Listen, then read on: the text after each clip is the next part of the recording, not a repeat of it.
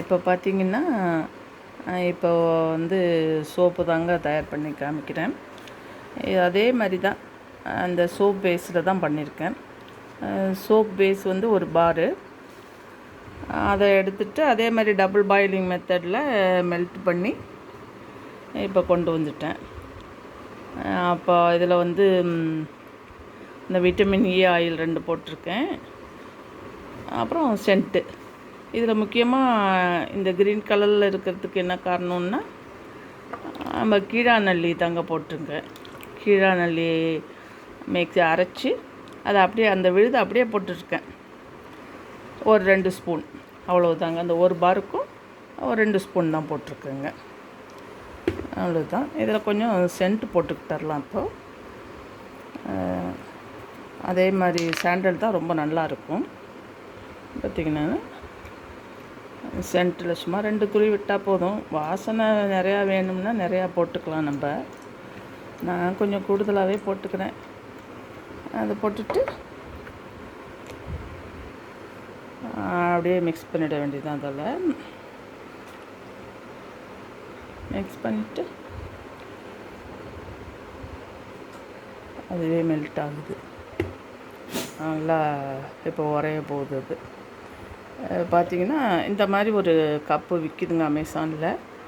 இதை வாங்கி வச்சுட்டா நமக்கு ஊற்றுறதுக்கு ஈஸியாக இருக்கும். இதை அப்படியே எடுத்து இந்த சோப்லாம் பண்ணுற பாத்திரங்களையெல்லாம் நம்ம வந்து வேறு எதுக்கும் சமையலுக்கு பயன்படுத்தக்கூடாதுங்க. எதில் பயன்படுறோமோ அதையே வச்சுக்க வேண்டியது தான். இதை அப்படியே இதில் ஊற்றிக்கிட்டோம்னா இந்த பார்த்திங்கன்னா அச்சு இந்தால வச்சுருக்கேன். அந்த ரோஸ் அச்சு தாங்க வச்சுருக்கேன். அதில் அப்படியே ஃபுல்லும் ஊற்றிடலாம்.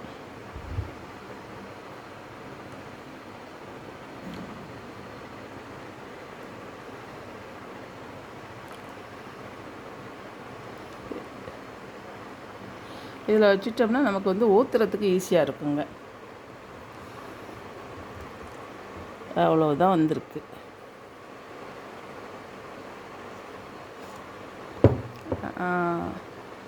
இப்போ வந்து இது எதுக்கு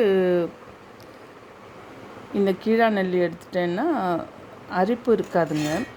அதே மாதிரி தான் குப்பைமேனியும் அப்படி தான் இருக்கும்.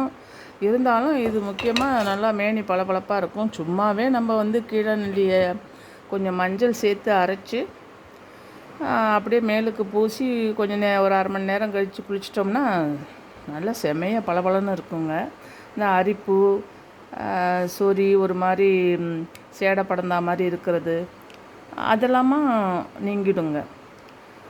கீழாநெல்லியோட மஞ்சள் வச்சு அரைச்சி நம்ம பூசும்போது அதே மாதிரி தாங்க இந்த இதுலேயும் நம்ம போட்டுக்கிட்டோன்னா போட்டு குளிக்கும்போது நமக்கு கொஞ்சம் ஃப்ரெஷ்னஸ் கிடைக்கும். அந்த அரிப்பு இதெல்லாம் இருக்காது.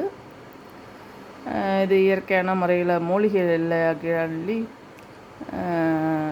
நம்ம குப்பைமேனி மாதிரியே கீழாநெல்லியையும் இதுக்கு பயன்படுத்திக்கலாங்க.